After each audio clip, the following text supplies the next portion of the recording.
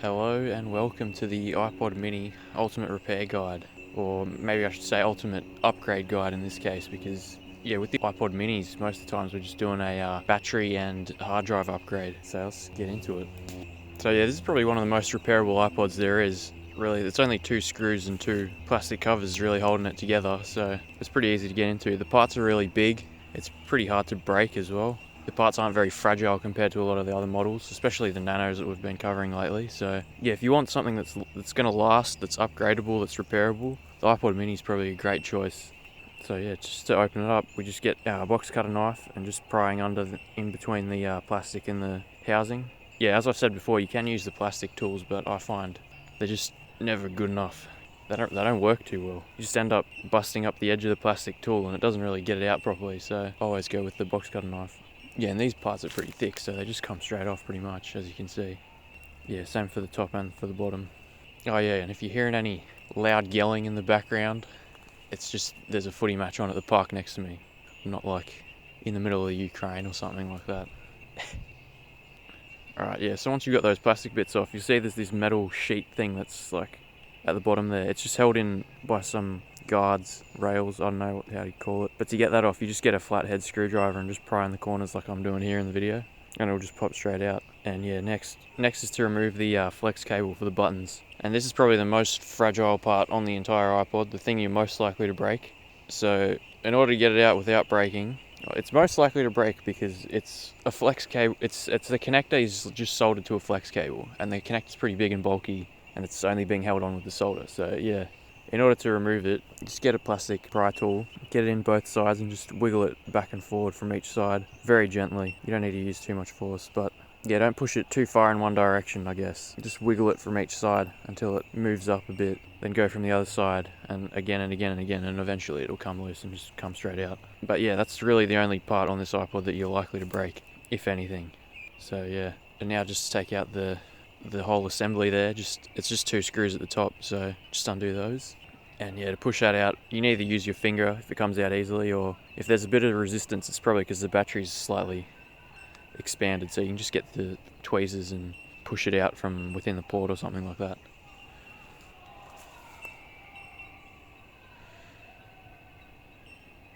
There we go.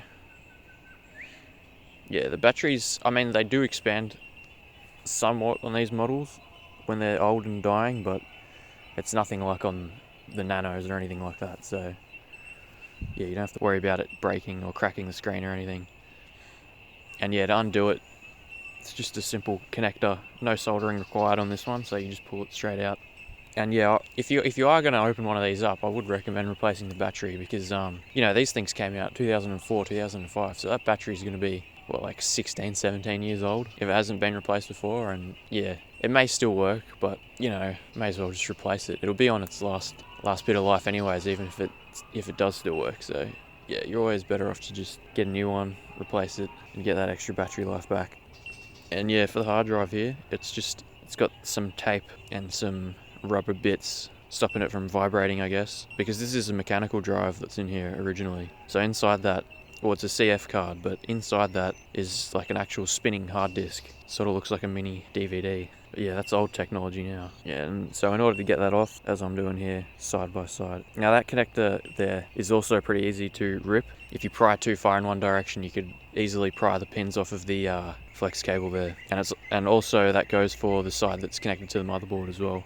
So when it comes to upgrading the hard drives on these, you've really got 2 options. You can either just go for a straight up CF card or a CF to micro SD adapter. In this video I just have a CF card, but I don't know, just go with whatever's cheaper, I guess, or whatever you have. It doesn't really make a huge difference. I guess if you want like a really large capacity, you're probably better off going with micro SD cards, because you can get like a dual adapter, and you can probably put up to like 256 gigs into one of these if you really wanted to. So and it's pretty hard to get high capacity CF cards as well for cheap. You can get up to about 64, maybe 128, but anything more than that is pretty expensive. So but the 64 gig CF cards that I've got here, you can get these on AliExpress for a relatively inexpensive amount, so I'll just go with one of these.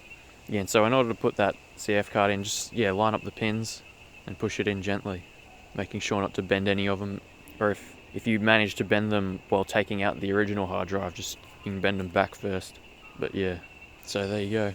And also, because the CF cards that were in here originally were like, I think they're called a Type 2 CF card. All that means is it's just a bit thicker, and the Type 1s are a bit thinner. So if you just put it in how it is right now, and you like wiggle the iPod around, like shake it, it'll make a rattling noise because the hard drive will be like rattling back and forward inside there. So what I like to do is just get a small bit of packaging foam and stick that straight on top of the CF card, and that'll stop it from moving back and forward. Yeah, performing a similar function to that rubbery stuff that was in there before. I guess you could use that as well, but yeah, it's thicker because the original hard drive was a Type 2 thicker CF card.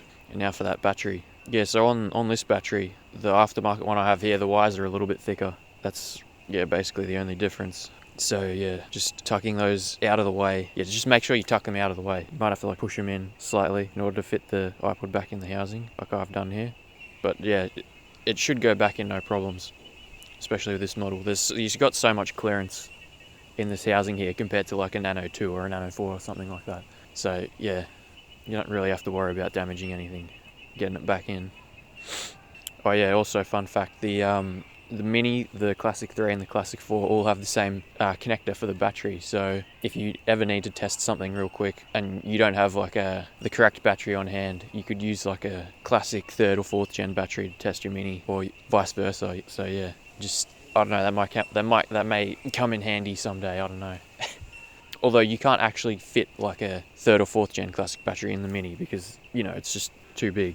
Oh yeah, also if you've got faulty buttons, that entire button assembly just slides straight out the bottom. It's like held in on these rail type things. So in order to get that out, all you have to do is really push down and forward and it'll just slide straight out the bottom there. Although the buttons rarely fail on these things, so if you ever are replacing it, it's probably just because you know the flex is broken when you've been installing it or something. I think out of all the Minis I've repaired, only one of them has had actual faulty buttons. And even if the buttons are faulty, I'm pretty sure you can just, because that whole assembly unscrews as well, I'm pretty sure you can just open it up and solder on a new button. I'm pretty sure they just use just a standard button.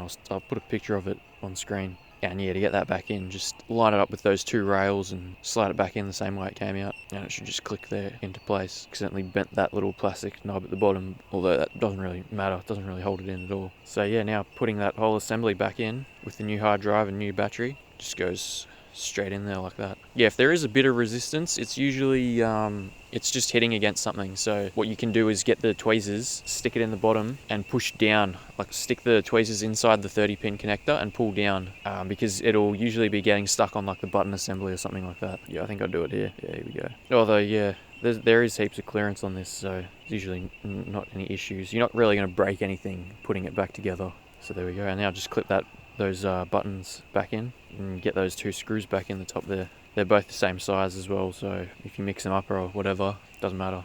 Yeah, now's a good point to just test everything, see if it works. Turn it on. Yeah, it should come up with the file icon. Just plug it into your computer and iTunes will give you the option to reset it. So just click restore and restore.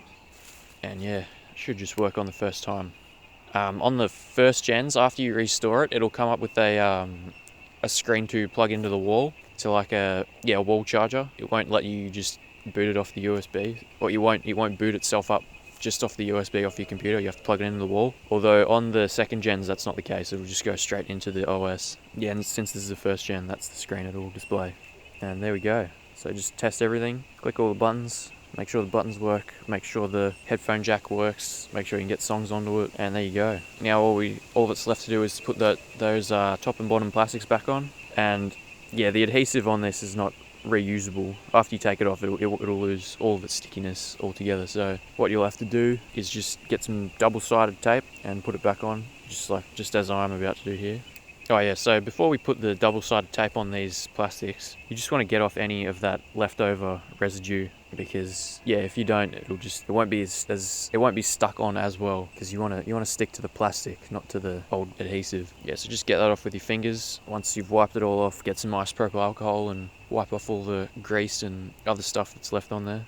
Yeah, so with the adhesive, you can just copy what I do. You basically just want to get as much adhesive on the plastic as possible. The more adhesive you get on, the better it's going to hold. So yeah, pretty self-explanatory process here. Yeah, just make sure you don't get any like impeding the lock switch or anything like that. And the same process for the bottom. Yeah, just sticking those in. when you're putting it together, make sure you've got the lock switch and the on the iPod and on the plastic in the same position as well, so they line up properly and everything. Yeah, just test the lock switch, see if it works.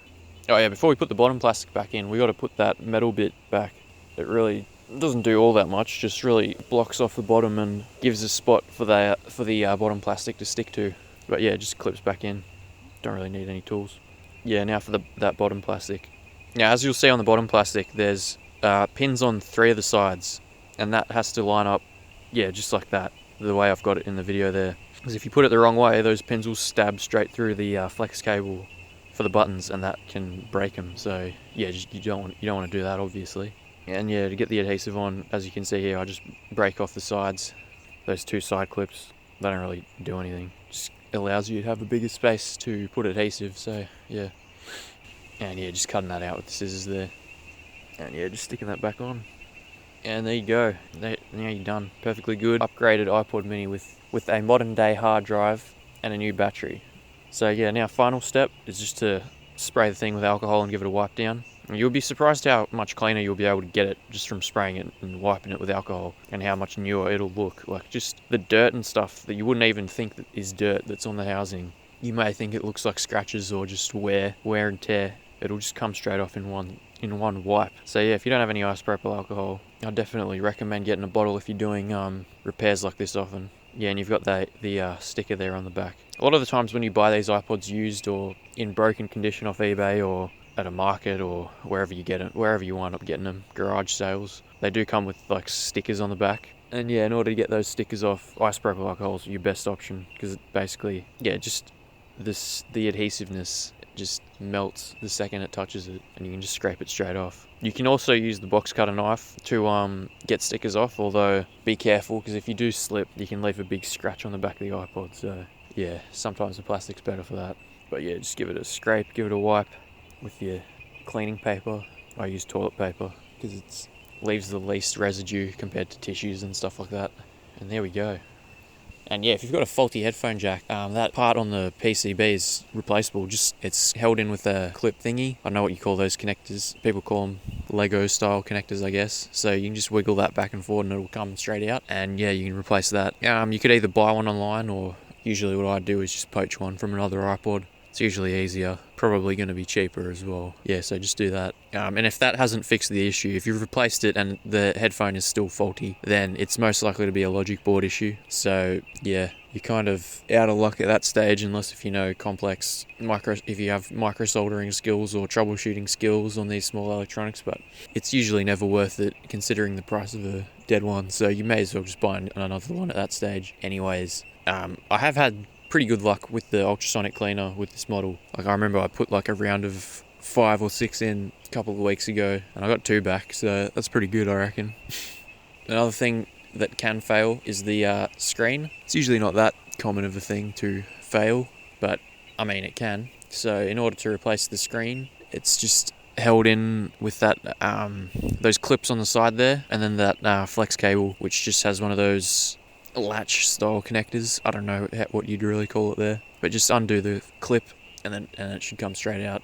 And there is also, I'm not sure if this is a difference between the first and the second gen with the screen, or if this is just a difference on some of them or what, but some of the screens have a smaller connector and others have a larger connector. So yeah, just before you buy a new one, just double check the connector size there, make sure you're getting the right one. Although yeah. And another pretty common issue is that that plastic on the front there, the plastic that goes over the screen, can crack or damage, get a scratch in it pretty easily. So in order to replace that, just get some alcohol, spray it around it, then you can get the heat gun and just heat it up, and yeah, you just push it down. And if it does like snap around the edges, make sure you get all the plastic out before you put the new one in. And yeah, to get a new one, I'd just take it off of another older iPod, another broken one, another dead one. Because good luck finding that online. So yeah, just put some adhesive around the side there once you got that one off, and then just put it back in, just like what I've done in the video here. And yeah, pretty straightforward, pretty easy. But yeah, also with the getting some of these parts online. Like, you're not going to have any luck finding the top and bottom plastics online, or even housings are pretty hard to come by online, especially new ones. And yeah, so when it comes to sourcing parts, you're always better to just buy another dead one and just get the parts that way, instead of trying to hunt down individual parts online. You'll end up paying way more, and they'll probably be used anyways. So just get another one, get another dead one. Be easier, be cheaper. I also just want to mention, when it comes to the micro SD adapters, the type I show in the video, I had a batch of these that they just weren't compatible with iPods. So they worked. I could plug them into Windows would recognize them, but put them in the minis, the classic 3rd and 4th gens, the 5th gens, the 6th gens, they just didn't work with any of the iPods. So I don't know if that's some sort of, it's like some new standard or some incompatibility issue there, or some formatting issue, or I don't know. But I had a batch of that specific type of micro SD card adapter that just did not work at all with any of the iPods. And it's weird though, because I've had that exact same brand, that exact same model of adapter in the past, and it did work with all the iPods. So all I can assume there is they've done a new revision of it, and they've just changed the internals or something, and they just don't work with iPods. So I don't know, maybe stay away from those. And it wasn't just a faulty one or a one-off or anything like that, because I bought 20 of them and all 20 don't work. So there you go. Oh yeah, so I also just want to touch on the differences between the 1st and 2nd gen minis as well. So the way you identify it is basically through the color of the buttons. On the 1st gens, all the buttons, doesn't matter what color of iPod you have, all the buttons will be silver or a greyish like color on the plastic there. I'll put a picture of it. Whereas on the 2nd gens, there'll be the color of the iPod. So say if you've got a blue one, it'll be blue, or a green one, it'll be green. And the other way you can tell is the gigabyte amount will be printed on the back on the 2nd gens, whereas the 1st gens will not. And that's really it for the physical differences. In terms of what they can do, it's literally exactly the same thing. So but the real spec difference between a 1st and a 2nd gen mini is the fact that the motherboard has better battery life. So and not that we really trust Apple's estimated battery life. The estimates Apple gives for its battery life for its products on its website is misleading at best. False advertising is probably a better way to put it, but still.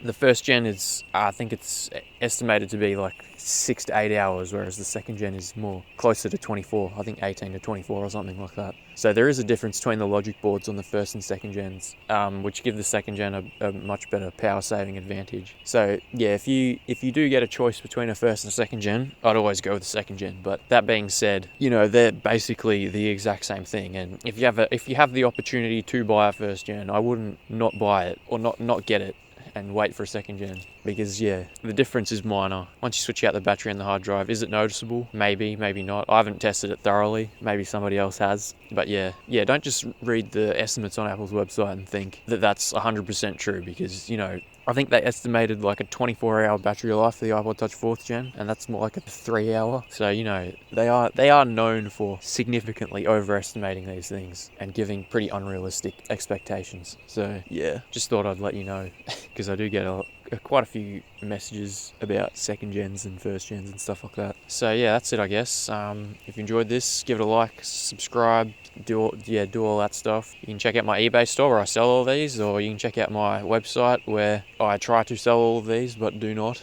Or you can check out my library page, which is like a YouTube alternative. I still haven't set it up 4 videos in. It's been nearly a year and I still haven't done it. But thanks for watching this, and see you in the next time, hopefully. Bye.